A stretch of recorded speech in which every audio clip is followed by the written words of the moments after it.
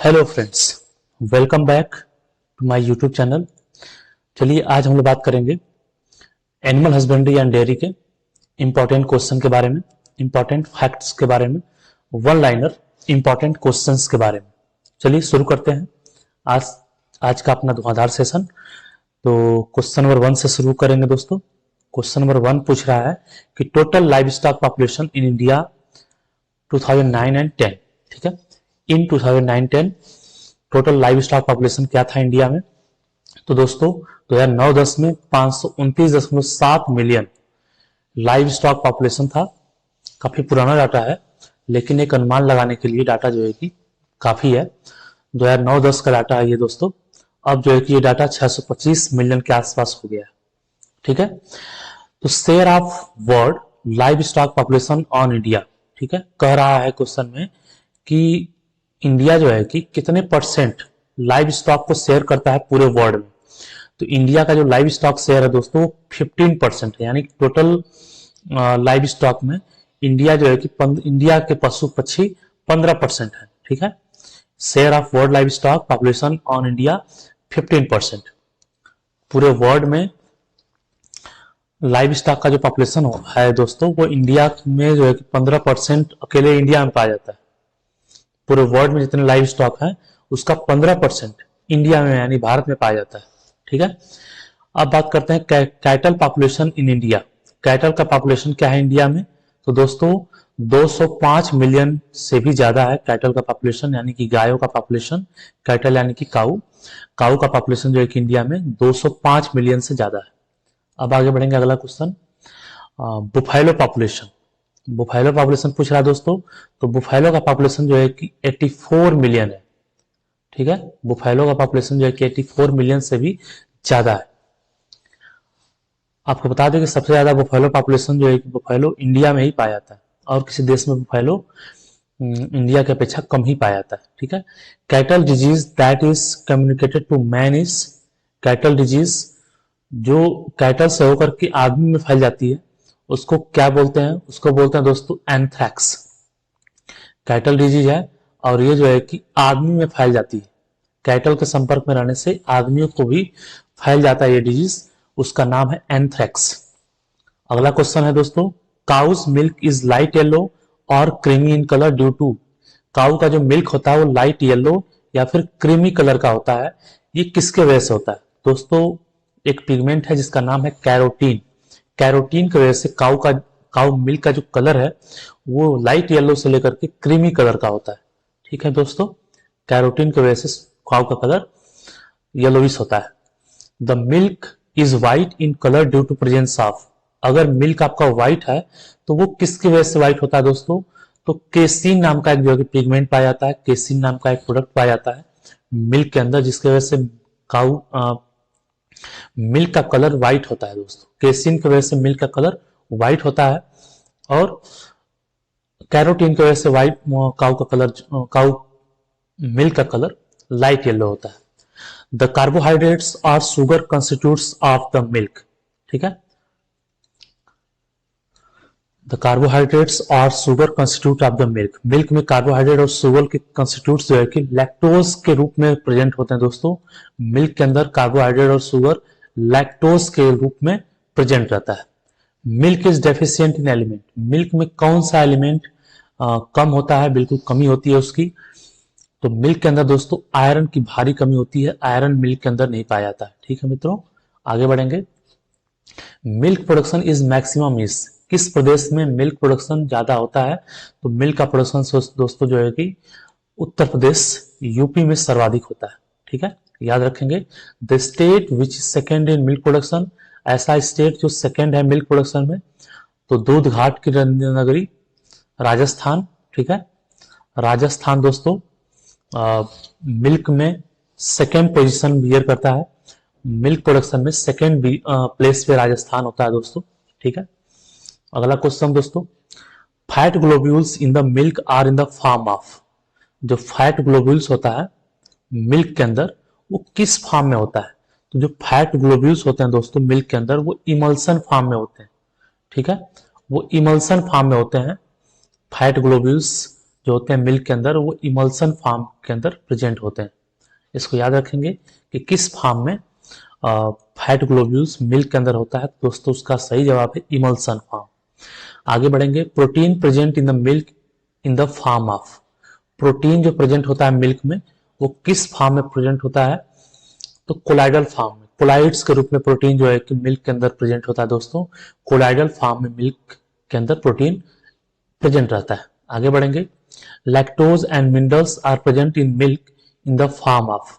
Lactose और mineral जो है कि मिल्क के अंदर प्रेजेंट होते हैं किस फॉर्म में दोस्तों, सोल्यूशन फॉर्म में। लैक्टोज और मिनरल सोल्यूशन के रूप में मिल्क के अंदर प्रेजेंट रहते हैं, ठीक है, वो वाटर सॉल्युबल होते हैं, सोल्यूशन के अंदर जो है कि मिल्क के अंदर प्रेजेंट रहते हैं लैक्टोज और मिनरल मिल्क में। Milk is a poor source of. Milk जो है कि किसका पुअर सोर्स होता है, तो दोस्तों दो चीजों का पुअर सोर्स होता है, एक तो आयरन बिल्कुल नहीं पाया जाता मिल्क में, और दूसरा विटामिन सी, यानी कि आयरन और विटामिन सी का पुअर सोर्स है मिल्क, ठीक है। मिल्क के अंदर ये दोनों चीजें बहुत ही कम होती हैं, बिल्कुल होती नहीं है, नगण्य होती हैं। आगे बढ़ेंगे, India rank first in production of. India का फर्स्ट रैंक पे प्रोडक्शन है किसका, कारपेट ऊल। कारपेट ऊल के मामले में इंडिया जो है कि पहले स्थान पर है। कारपेट यानी जो घरों में बिछाने के लिए ऊल होता है, कारपेट वाला ऊल बिछावन के लिए, उसके प्रोडक्शन में इंडिया जो है कि सबसे प्रथम स्थान पे है। Best crop for silage making. Silage making के लिए बेस्ट क्रॉप कौन सी है दोस्तों, तो वो है मेज। मेज का जो साइलेज बनता है काफी बेहतरीन बनता है। तो आइए समझते हैं कि साइलेज क्या होता है। साइलेज दोस्तों हरा चारा को जो है कि प्रिजर्व करके रखा जाता है ऑफ सीजन के लिए। ऑफ सीजन में अगर पशुओं को हरा चारा चाहिए होता है तो साइलेज से उसकी पूर्ति की जाती है। साइलेज क्या होता है, एक तरह का पिट होता है दोस्तों, चाहे वो जमीन के अंदर हो सकता है या जमीन के बाहर हो सकता है। उसी पिट के अंदर जो है कि चारे को, मेज को काट काट करके डाल दिया जाता है और उसको ऊपर से ढक दिया जाता है और लेयर बाय लेयर इसकी फिलिंग की जाती है, थोड़ा सा गुड़ वगैरह डाल करके, ताकि वो खाने में टेस्टी हो, स्वादिष्ट हो, उसमें फर्मेंटेशन हो जाए और अच्छा हो जाए, ठीक है। तो इस पर्पज से साइलेज की, हाँ, साइलेज बनाया जाता है। साइलेज हरे चारे का ही जो है कि एक रूप होता है, ठीक है, हरा चारा होता है। आगे बढ़ेंगे, नेक्स्ट क्वेश्चन पूछ रहा है दोस्तों, temperature of artificial vagina is. Artificial vagina का जो टेम्परेचर होता है वो क्या होता है। आर्टिफिशियल वेजाइना का टेम्परेचर क्या होता है दोस्तों, जो आर्टिफिशियल वेजाइना होता है स्पर्म कलेक्ट करने के लिए, उसका टेम्परेचर 42 डिग्री सेल्सियस होता है। जो ओरिजिनल वेजाइना होता है उसी का टेम्परेचर, उसका टेम्परेचर भी 42 डिग्री सेल्सियस होता है। इसलिए आर्टिफिशियल वेजाइना का भी टेम्परेचर 42 डिग्री सेल्सियस मेंटेन किया जाता है, ठीक है। आगे बढ़ेंगे, फर्स्ट क्लोन ऑफ एडल्ट सीप एनिमल इज। पहला जो क्लोन है, पहला क्लोन बनाया था सीप एनिमल का, सीप का, भेड़ का, उसका क्या नाम था, उसका नाम था दोस्तों Dolly. Most important question, clone से क्वेश्चन जरूर आता है, ठीक है। जैसे कि भैंस का एक क्लोन बनाया गया था अभी हाल ही में, तो उसका नाम है दोस्तों गरिमा, ठीक है। भैंस का एक क्लोन बनाया गया था। In India wool production is maximum in. Bharat में ऊल प्रोडक्शन यानी कि ऊन का प्रोडक्शन मैक्सिमम कहाँ पे होता है, तो दोस्तों उसका सही जवाब है राजस्थान। राजस्थान में ऊल प्रोडक्शन जो है कि मैक्सिमम होता है, ठीक है। Disbudding in calf of new born is done at the stage of, at the age of, ठीक है। डिसबर्डिंग, बर्डिंग यानी कि जो बर्ड होते हैं दोस्तों, गायों की जो सींग होती है, सींग के पास बर्ड निकला होता है, तो उसको जो है कि टिंचर आयोडीन से रगड़ दिया जाता है, जिसकी वजह से वहां का जो ग्रोइंग सेल होता है वो मर जाता है और गायों का सींग नहीं निकलता है। तो उसी को डिसबर्डिंग बोलते हैं। डिसबर्डिंग जो है कि 4 से 10 दिन पुराने बछड़े का किया जाता है, ठीक है। अगला क्वेश्चन है दोस्तों, swelling due to the collection of gases in rumen of the animal is called, ठीक है। स्वेलिंग हो जाता है दोस्तों एनिमल के पेट में, जिसको रूमेन बोलते हैं। वो किसके वजह से होता है, गैसेस के कलेक्शन की वजह से होता है, डिफरेंट डिफरेंट गैसेस वहां बन जाती हैं। तो उसको जो है कि क्या बोलते हैं, स्वेलिंग को क्या बोलते हैं, उसको ब्लोट बोला जाता है, ठीक है। स्वेलिंग हो जाना है एनिमल के रूमेन में, ब्लोट कहलाता है। गैस की वजह से स्वेलिंग हो जाता है दोस्तों। Protein content in colostrum of cow is 12.8%। जो काउ का कोलेस्ट्रम होता है दोस्तों, जो पहला मिल्क होता है काउ का, पहला दूसरा दिन का मिल्क होता है, उसी को कोलेस्ट्रम बोलते हैं। और कोलेस्ट्रॉल ऑफ काऊ में जो प्रोटीन कंटेंट होता है सबसे ज़्यादा होता है 12.8%, और बुफैलो के कोलेस्ट्रॉल में, बुफैलो के खीस में, खीस भी बोलते हैं हिंदी में उसको, 21.4%। ठीक है, तो प्रोटीन कंटेंट फर्स्ट मिल्क में, काऊ या बुफैलो के फर्स्ट मिल्क के सबसे ज़्यादा होता है 12.8% काऊ में और 21.4% बुफैलो में। इसको भी याद रखेंगे दोस्तों। Generally ruminant have 4 chamber, ruminant animal के 4 चैम्बर वाले स्टमक होते हैं दोस्तों। फॉर एग्जाम्पल कैटल, सीप, गोट, इनमें 4 चैम्बर वाले स्टमक पाया जाता है। लेकिन एक एक्सेप्शन होता है दोस्तों, कैमल। कैमल का जो पेट होता है, रूमेन होता है, स्टमक होता है, वो 3 चैम्बर वाला ही होता है। ठीक है, तो इसमें एक एक्सेप्शन है, कहीं ऑप्शन में कैमल दे दे तो आप कैमल को मत मारिएगा, कैटल, सीप, गोट इत्यादि को मार सकते हैं, 4 चैम्बर वाले। ठीक है, कैमल के पास 3 चैम्बर रूमेन होता है। Milk is rich source of calcium, phosphorus and excellent source of vitamin A. Milk जो है कि कैल्शियम और फास्फोरस का रिच सोर्स होता है, हड्डियों को मजबूत बनाता है, और एक्सीलेंट सोर्स होता है विटामिन ए का, यानी आंखों की रोशनी को तेज करता है। ठीक है, मिल्क। आगे बढ़ेंगे। India position first in world milk production.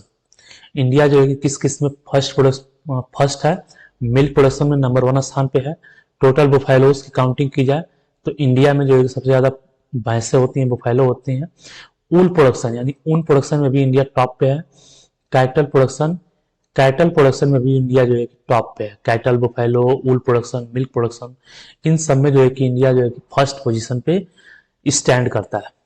The world's first in vitro fertilise buffalo calf fish. ठीक है, दुनिया का सबसे पहला इन विट्रो फर्टिलाइज बुफैलो, जिसका नाम क्या था दोस्तों, उसका नाम था प्रथम।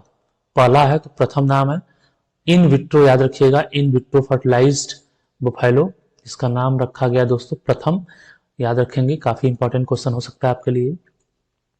अगला क्वेश्चन है the most commonly used cryoprotectant for freezing semen, freezing of semen. ठीक है, the most commonly use cryoprotectant, cryopreservation जो दोस्तों -186 डिग्री सेल्सियस पे टेम्परेचर पे प्रिजर्वेशन होता है। आपने कोविड के समय बहुत सुना होगा क्रायो प्रिजर्वेशन। तो क्रायो प्रोटेक्टेंट के रूप में जो है कि मोस्ट कॉमनली यूज सब्सटेंस को यूज किया जाता है, इसका नाम है ग्लिसरॉल। ठीक है, ग्लिसरॉल क्रायो प्रोटेक्टेंट का काम करता है, सीमेंट के स्टोरेज में जो है कि फ्रीजिंग में काम करता है। ठीक है, अगला है collagen is the main protein of skin connecting tissue. Collagen जो है कि मेन प्रोटीन होता है स्किन का, कनेक्टिंग टिश्यूज का जो है कि टिश्यू को कनेक्ट करने वाला, या फिर स्किन का प्रोटीन क्या बोलते हैं उसको, कोलाजन बोलते हैं। याद रखेंगे नाम इसका। नेक्स्ट है cannibalism. Cannibalism is seen in poultry due to sodium chloride deficiency. ठीक है, पोल्ट्री के अंदर कैनाबलिज्म होता है दोस्तों। पोल्ट्री आपस में जो है कि झगड़ा करती हैं, आपस में चोंच मारती हैं, उसी को कैनाबिलिज्म बोलते हैं। तो cannibalism is seen in poultry due to sodium chloride deficiency. Poultry के अंदर सोडियम क्लोराइड की डेफिशिएंसी होती है, जिसके वजह से पोल्ट्री आपस में एक दूसरे के पंख को नोचना शुरू कर देती है। ठीक है, उसी को कैनाबिलिज्म बोलते हैं। थोड़ा सा फास्ट चल रहे हैं दोस्तों। ठीक है, इस तरीके से ये सेशन भी कंप्लीट हो गया। आई होप आपको पसंद आया होगा वीडियो पसंद आया हो तो लाइक करिए, शेयर करिए, सब्सक्राइब करिए, और कमेंट सेक्शन में कमेंट करके ज़रूर बताइए कि हमारा प्रयास आपको कैसा लगता है, ताकि हम मोटिवेट हो सकें और भी कंटेंट आपके लिए ले आ सकें। Thank you so much.